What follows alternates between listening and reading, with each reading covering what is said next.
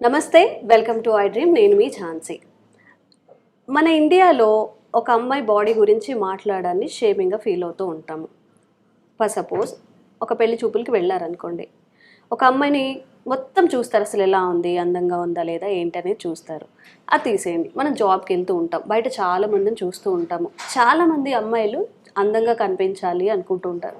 మరి అందం అంటే ఏంటి? ఒక షేప్, పర్ఫెక్ట్ షేప్ కానీ ఫిట్గా ఉండాలి అనుకుంటారు. చాలామంది మాట్లాడడానికి సిగ్గుపడే విషయం ఏంటంటే బ్రెస్ట్.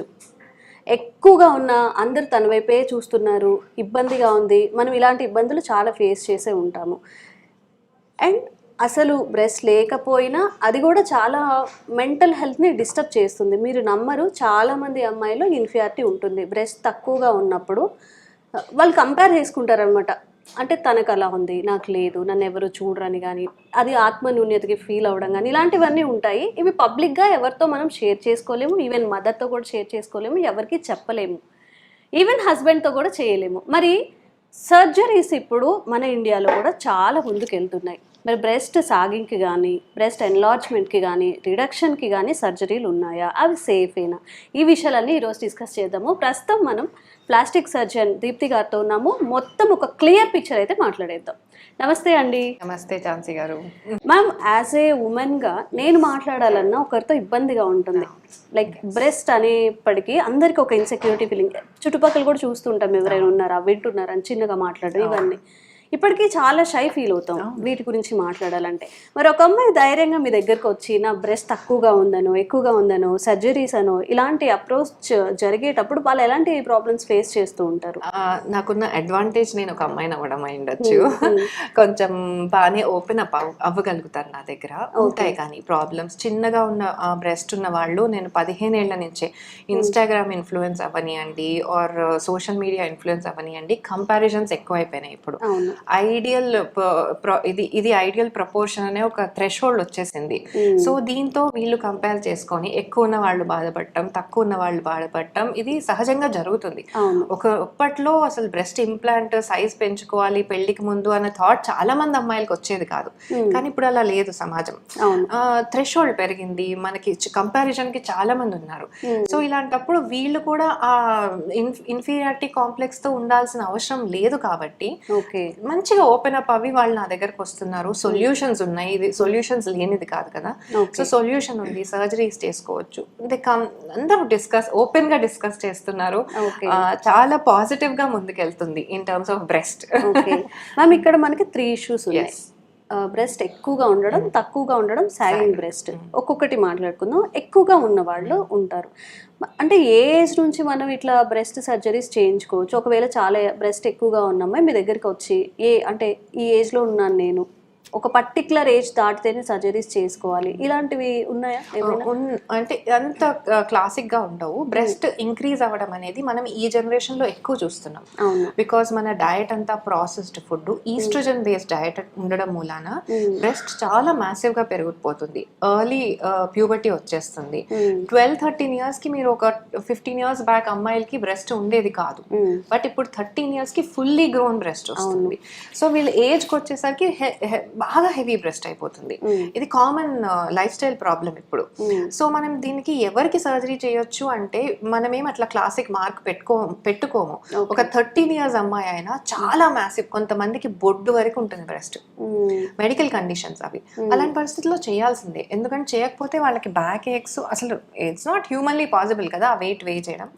జనరల్ గా బ్రెస్ట్ సర్జరీస్ పెళ్లికి ముందు ఎప్పుడు చేస్తామంటే, వాళ్ళకి మరీ హెవీ ఉండి బ్యాక్ ఏక్స్ వస్తున్నా కానీ, లేకపోతే ఏమైనా ఫంగల్ ఇన్ఫెక్షన్స్ అవి వస్తున్నా కానీ, అసలు డ్రెస్సెస్ ఇన్ఫెక్షన్స్ కూడా వస్తాయి, స్కిన్ ఫోల్డ్ ఉంటుంది కదా హెవీ అయిపోయి, సో ఫంగల్ ఇన్ఫెక్షన్స్ ఇట్లా వెట్ ఉండి ఫంగల్ ఇన్ఫెక్షన్స్ వచ్చేస్తాయి. సో ఇలాంటి పరిస్థితుల్లో ఆర్ బాగా ఆడ్ గా ఉండి వాళ్ళకి డ్రెస్సెస్ అవి వేసుకోవడానికి కూడా ఇబ్బందిగా ఉన్న పరిస్థితుల్లో కంపల్సరీ ఏజ్ కూడా చూసుకోకుండా చేయవచ్చు. 15 and above అయితే చేసేయచ్చు. 15 and above అయితే చేసేయచ్చు. కొంతమంది అవుట్ ఆఫ్ ఇంట్రెస్ట్, వాళ్ళకి ఇవే క్లాసికల్ సిమ్టమ్స్ లేకపోయినా సరే నేను సన్నగా ఉండాలని కూడా చేయించుకుంటారు. అలాంటి పరిస్థితుల్లో కూడా చేయొచ్చు. జనరల్ ప్రాసెస్ తో ఫుడ్ మార్చుకోవడం కానీ అలా బ్రెస్ట్ తగ్గించుకోవడం అనేది breast tissue hormone based, estrogen effect ఎంత ఉంది అనే దాన్ని బట్టి దాని గ్రోత్ ఇంక్రీజ్ అవుతుంది. సో ఫుడ్ తగ్గడం ఎక్కువ చేయడం మూలాన ఈ హార్మోన్ ఇన్ఫ్లుయెన్స్ తగ్గించలేము. ఎక్సర్సైజ్ తో కూడా తగ్గించలేము. బ్రెస్ట్ టిష్యూ మీద పనిచేయదు. ఎక్సర్సైజ్ చేస్తే బ్రెస్ట్ వెనకాల మజిల్ తగ్గుతుందో పెరుగుతుందో కానీ, వెయిట్ లాస్ అయితే బ్రెస్ట్ వెనకాల ఫ్యాట్ తగ్గుతుందేమో కానీ బ్రెస్ట్ తగ్గదు. మరి యూట్యూబ్ లో కానీ ఇన్స్టాలో మనం చూస్తూ ఉంటాం పర్టికులర్ గా బ్రెస్ట్ రిడక్షన్ అని ఎవరైనా ఎక్సర్సైజ్ చెప్తూ ఉంటారు. ఎవరైనా ఎక్సర్సైజ్ చేసి తగ్గితే మీకు ఎవరైనా తెలిస్తే చెప్పండి. తగ్గదు. ఇవన్నీ చెప్పుకోవడానికి బాగుంటాయి కానీ నాకు నేను ఇలా చేయడం మూలాన తగ్గింది అని ముందుకు వచ్చే వాళ్ళు ఎవరుండ్రు. అలా చూడరు మీరు. యా, సో అన్లైక్లీ అలా అవ్వదు. బ్రెస్ట్ టిష్యూ అదొక వేరే మెథడ్ లోనే పనిచేస్తుంది అనమాట. ఈ ఎక్సర్సైజెస్ తోని లైఫ్ స్టైల్ తోని చేంజ్ అవ్వదు. మనం ఏమన్నా మీరు బయట వినుంటారు ఈ టాబ్లెట్స్ వాడితే తగ్గుతుందో పెరుగుతుందో అని. ఆ టాబ్లెట్స్ అన్ని జనరలీ హార్మోన్ ప్రొవోకేటింగ్ ఉంటాయి. సో మనము బ్రెస్ట్ టిష్యూ కోసం హార్మోనల్ సైకిల్ మొత్తం డిస్టర్బ్ చేయడం is not a smart solution. So breast వరకు మాత్రం పెంచుకోవాలన్నా తగ్గించుకోవాలన్నా కరెక్ట్ చేసుకోవాలన్నా సర్జరీయే కరెక్ట్ ఆప్షన్. ఎందుకంటే మనం చేసే మ్యానిపులేషన్ అంతా ఆ ఏరియాకి లిమిట్ అయిపోతుంది, బాడీ మీద ఎఫెక్ట్ ఉండదు. బ్రెస్ట్ ఇష్యూస్ లో జనరలీ సర్జరీ చేయడం మూలన బాడీ మీద ఎలాంటి ఎఫెక్ట్ ఉండదు. ఫుల్ బాడీ మీద. మరి సర్జరీకి అంటే స్టార్టింగ్ కాస్ట్ ఎంత ఉంటుంది మేడం? అందులో అఫోర్డబుల్? ఇది కూడా సేమ్ చెప్తున్నాను కదా, ఇంప్లాంట్స్ ఇంక్రీజ్ అయితే ఒకలాగా, డిక్రీజ్ అయితే ఒకలాగా, సాగ్ అయితే ఒకలాగా, సుమారుగా 2 లక్షలు 3 లక్షల మధ్యలో ఉంటాయి ఇవి ఆ రేంజ్ లో. కొన్నిసార్లు మరీ ఎక్కువ నీడ్ లేకపోతే 1.5 అలా కూడా చేసుకుంటాము. బట్ యావరేజ్ రేంజ్ ఇది ఉంటుంది. ఎందుకు అంటే ఇది మేజర్ సర్జరీ. లైపోసక్షన్ అన్న ఇప్పుడు చిన్న అనుకోండి, అది మైనర్ సర్జరీ కింద పెట్టుకోవచ్చు. కానీ breast proper major surgery, blood loss ఉండొచ్చు, 3 నుంచి 4 గంటల సర్జరీ పడుతుంది, వాళ్ళకి 1 డే స్టే ఉంటుంది. సో అది దాని కాస్టింగ్ అకార్డింగ్లీ వస్తుంది అనమాట. ఇది పెద్ద సర్జరీ, చిన్నదని అనుకోకూడదు. It's a major surgery. Plastic సర్జరీలో ఒక మేజర్ సర్జరీ అది.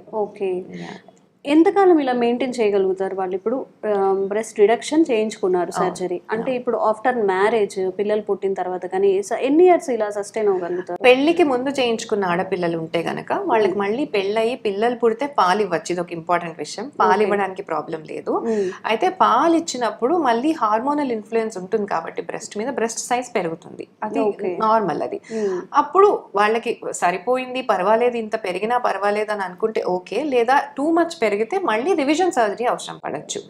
కానీ పెళ్ళయి పిల్లలు అయిపోయిన వాళ్ళ తర్వాత కొంతమంది చేయించుకుంటారు, వాళ్ళకి సహజంగా పెద్ద చేంజెస్ ఉండవు.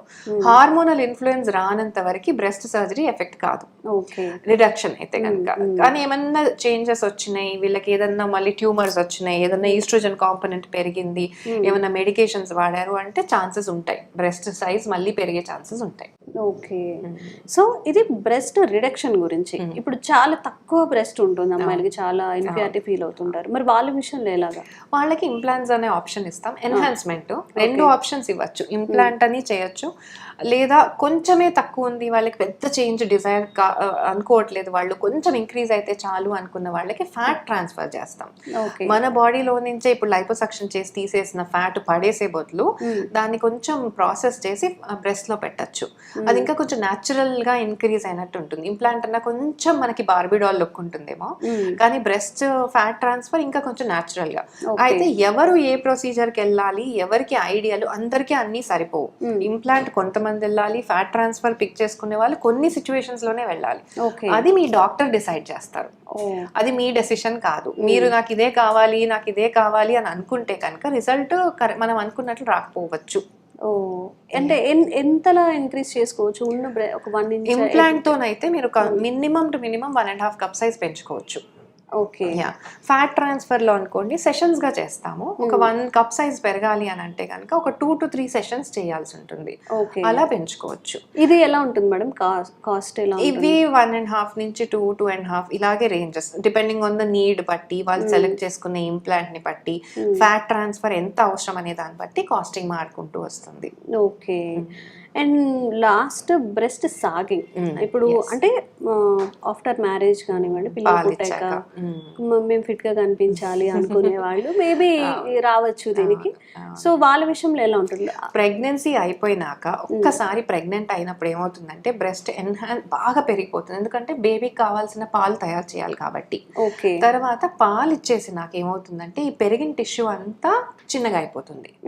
సో మనకి ఇట్లా బెలూన్ బాగా ఊదేసి గాలి తీసేస్తే ఆ బెలూన్ స్కిన్ ఎలా లూజ్ అవుతుందో అలాగే బ్రెస్ట్ కూడా. చాలా మంది అనుకుంటారు పాలు ఇస్తే సాగ్ అవుతుందేమో ఆర్ పంప్ పెడితే సాగ్ అవుతుందేమో అనుకుంటారు. ప్రెగ్నెంట్ అయితేనే సాగ్ అవుతుంది, ఇర్రెస్పెక్టివ్ ఆఫ్ లాక్టేషన్. ఒక్కసారి పెద్దగా చిన్నగా అయితే సాగ్ అయిపోతుంది అంతే. అందుకని ప్రెగ్నెన్సీ అంటూ వచ్చాక ప్రతి ఆడామికి సాగ్ అవుతుంది. అయితే సాగింగ్ ప్రివెంట్ చేయడానికి కూడా కొన్ని టెక్నిక్స్ ఉన్నాయి. పోస్ట్ ప్రెగ్నెన్సీ కరెక్ట్ సపోర్టివ్ బ్రా వేసుకోవాలి. కొంచెం మసాజెస్ ఏవైతే చేస్తామో అవి బ్రెస్ట్ మీద కూడా ఆయిల్ మసాజెస్ అవి చేస్తా ఉంటే స్కిన్ మంచిగా టైట్ అవుతుంది. ఇవి ఎర్లీ పోస్ట్ పార్టమ్ లోనే జరుగుతాయి, లేటర్ ఆన్ చేయలేము. ఇవన్నీ ఎవరు చెయ్యరు కదా, చెయ్యరు. ఉన్నాం కదా అని చెప్పి నార్మల్ గా వదిలేస్తారు. బేబీ ఉంటుంది కదా ఆ టైంలో కాన్సన్ట్రేషన్ అంతా వెళ్ళదు. ఫుడ్ లేకపోతే కాస్త ప్రశాంతంగా ఉందామని నిద్రపోతారు. సో ఇవన్నీ చేశాక కూడా కొంచెం సాగ్ ఉంటుంది. సాగ్ ని బట్టి మనం ప్రొసీజర్ డిసైడ్ చేస్తాం. కొంచెం సాగ్ ఉందనుకోండి ఫ్యాట్ ట్రాన్స్ఫర్ అని చేయొచ్చు. వాళ్ళకి పోయిన వాల్యూమ్ ని ఫ్యాట్ తో రీఫిల్ చేయొచ్చు. అప్పుడు మళ్ళీ బ్రెస్ట్ నిండుగా కనిపిస్తుంది. లేదు చాలా సాగ్ ఉంది, ఎక్స్ట్రాగా చాలా స్కిన్ వచ్చేసింది అనుకోండి, ఆ స్కిన్ ని తీసేసి లిఫ్ట్ చేస్తాం. ఆ ఎక్స్ట్రా స్కిన్ ని తీసేసి నిపుల్ ని పైకి జరిపేసి లిఫ్ట్ అని చేస్తాం అనమాట. ఆల్మోస్ట్ మన ప్రీ ప్రెగ్నెన్సీ బ్రెస్ట్ కి 90% మ్యాచ్ చేయొచ్చు. 100% అని నేను చెప్పను, బికాస్ కొంచెం స్కార్ ఉంటుంది ఇలా ఉంటుంది, కానీ 99.99% మనం మ్యాచ్ చేయొచ్చు ప్రీ ప్రెగ్నెన్సీ బ్రెస్ట్ కి. మంచి లుక్కే వస్తుంది అనమాట. ఓకే, ఏ ఏజ్ దాకా ఈ సాగింగ్ బ్రెస్ట్ సజెషన్స్ చేసుకోవచ్చు? ఎప్పుడు 55-65 మీరు ఎప్పుడు రెడీ అంటే అప్పుడు వరకు. వాళ్ళు మెడికల్ గా ఫిట్ ఉంటే చాలు, వాళ్ళకి డిజైర్ ఉన్నప్పుడు చేసుకోవచ్చు, అదేం ప్రాబ్లం లేదు. ఈ సర్జరీకి ఎంత కాస్ట్ అవుతుంది? ఇవి కూడా ఆల్ బ్రెస్ట్ సర్జరీస్ 1.5 to 3 మధ్యలో, డిపెండింగ్ ఆన్ ఎంత వర్క్ ఉంది అనే దాన్ని బట్టి వేరీ అవుతాయి అనమాట. ఎక్కువ వర్క్ ఉన్న కేసెస్, ఎక్కువ అవర్స్ ఆఫ్ సర్జరీ పట్టి పోస్ట్ ఆఫ్ కేర్ ఎక్కువ ఉంటే కాస్ట్ పెరుగుతుంది. తక్కువ వర్క్ మినిమల్ మ్యానిపులేషన్ లో మేము తగ్గించుకుంటూ వస్తాం అకార్డింగ్లీ. ఓకే, లాస్ట్ వన్ ఏంటంటే అందరికీ ఒక పెద్ద డౌట్, ఇవన్నీ చేస్తున్నాము మనం ఓకే, బట్ ఇవి సేఫేనా? అసలు సేఫేనా? మనం అంటే ఒక పార్ట్ ని మనం చూస్తున్నాం కాబట్టి డెత్ రేట్ ఏమైనా ఉంటుందా, బ్లీడింగ్ ఎక్కువ ఉంటుందా, ఎక్కువ స్కార్స్ పడతాయా, డిఫరెంట్ గా ఉంటారు. సో దీనికి మీ సొల్యూషన్ ఏంటి మీ వైపు నుంచి? సో ఈ బ్రెస్ట్ సర్జరీస్ వరకు అయితే డెత్ రేట్ అనేది యూజువల్లీ మనం చూడం, అంటిల్ అన్లెస్ వాళ్ళకి ఏమన్నా హిడెన్ కాంప్లికేషన్స్ ఉండి ఎనస్థీషియా కాంప్లికేషన్ అయితే తప్పితే సాధారణంగా చూడం. ఎందుకంటే breast tissue mean vital organ కి కనెక్టెడ్ కాదు, వైటల్ సర్క్యులేషన్ ని కూడా డిస్టర్బ్ చేయదు breast tissue. So surgery limit అక్కడ వరకే ఉంటుంది అనమాట. నార్మల్ బేసిక్ సర్జన్ తో కూడా బ్రెస్ట్ సర్జరీస్ లో డెత్ రేట్ యూజువల్ గా చూడం. అదొకటి, అదైతే కళ్ళు మూసుకొని యూ కెన్ గో అహెడ్. ఇంకొకటి, మీరు ఏమన్నా ఎక్సర్సైజెస్ అని మెడికేషన్స్ అని బ్రెస్ట్ ని పెంచడానికి తగ్గడానికి వాడుతున్నారు అనుకోండి, అది బాడీ మీద డ్యామేజ్ చేసేది ఎక్కువ ఉంటుంది. ఇంకొక పెద్ద డౌట్ వచ్చింది ఇక్కడ, నార్మల్ గా క్రీమ్స్ అండ్ ఇంజెక్షన్స్ ద్వారా రిడక్షన్ ఉంటుంది, ఎన్లార్జ్మెంట్ ఉంటుంది అంటారు. ఇది దీని మీద ఏంటి, ఇది మైతా లేకపోతే నిజమే? క్రీమ్స్ అయితే చెయ్యవు. మీకు కొంచెం మీకున్న ఫ్యాట్ గ్లాబ్యూల్స్ ఏవైతే బ్రెస్ట్ లో ఉన్నాయో అవి కొంచెం డిపాజిట్ పెంచుకోవడానికి ట్రై చేస్తుంది, కానీ మీకు విజిబుల్ చేంజ్ రాదు, అంతైతే రాదు. ఎక్సర్సైజ్ అంటారా, బ్రెస్ట్ వెనకాల మజిలే పెరుగుతుంది కానీ బ్రెస్ట్ టిష్యూ పెరగదు. అంటే కొంచెం మ్యాన్లీ లుక్ వస్తుంది, ఇంకా మజిల్ పెరిగితే ఎలా ఉంటుంది మగవాడి అలాంటి లుక్ వస్తుంది, కానీ బ్రెస్ట్ టిష్యూ పెరగదు. చెప్తున్నాను కదా, ఇవన్నీ మెథడ్స్ మూలాన మీ బాడీ మీద అయ్యే డ్యామేజ్ ఎక్కువ, సర్జరీ తక్కువ. Okay, so what about injections కూడా ఇన్ఫాక్ట్ అవి నాట్ ఎట్ ఆల్ గుడ్. ఎందుకంటే ఇంజెక్షన్స్ అంటే ఫిల్లర్ పెడతారు యూజువల్లీ.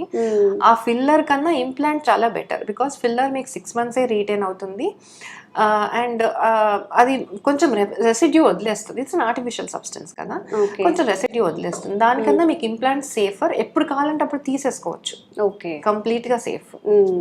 ఓకే, చాలా డౌట్స్ అయితే ఈరోజు క్లియర్ అయిపోయి మేడం. ఎందుకంటే మనం అంటే నేను ఇందాక చెప్పినట్టు ఎక్కువ మాట్లాడుకోలేము దీని గురించి, కానీ అందంగా ఉండాలంటే బ్రెస్ట్ చాలా ముఖ్యం. బాడీలో పర్టికులర్లీ మనం ఇన్ఫాక్టివ్ ఫీల్ అవ్వాలన్నా అదే, మనకి కాన్ఫిడెన్స్ రావాలన్నా కానీ ఆ బ్రెస్ట్ కాబట్టి డెఫినెట్లీ ఇది చేసుకోవచ్చండి సర్జరీస్. కాకపోతే ఇప్పుడు కూడా మనం ఏ సర్జన్ దగ్గరికి వెళ్తున్నాము, ఏ హాస్పిటల్ని చూస్ చేసుకుంటున్నాము, ఇప్పట్లో చాలామంది ఫేక్గా మేము చేస్తాము అండ్ ఇది చాలా మనీతో కూడుకున్నది కాస్త ఉంది కాబట్టి అందరూ చేస్తానని ముందుకు వస్తున్నారు. బట్ పర్టికులర్గా ఒక మనకి నమ్మకం ఉండాలి, ఎవరి ద్వారా అయినా సజెషన్స్ తీసుకొని వెళ్తే మంచిది అయితే బెటర్. ఓకే, సర్టిఫికేషన్ ఉండి వాళ్ళు డిగ్రీ హోల్డర్స్ అయితే బెటర్ అన్నమాట, అది చూసుకోవాలి. Okay, thank you ma'am, thank you so much.